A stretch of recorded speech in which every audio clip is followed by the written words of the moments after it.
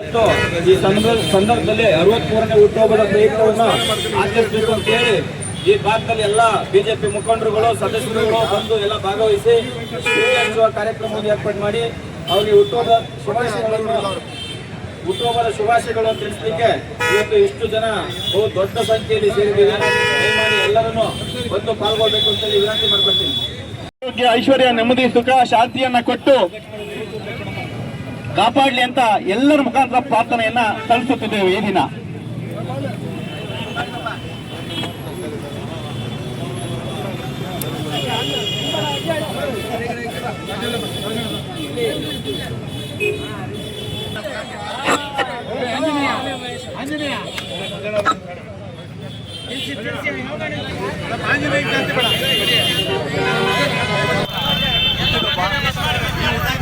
ನಮ್ಮ ಎಲ್ಲ ಸ್ನೇಹಿತರು, ನಮ್ಮ ಎಲ್ಲ ಬಿಜೆಪಿ ಮುಖಂಡರು ಹಾಗೂ ಎಲ್ಲ ನಮ್ಮ ಅನುಯಾಯಿಗಳೆಲ್ಲ ಸೇರಿ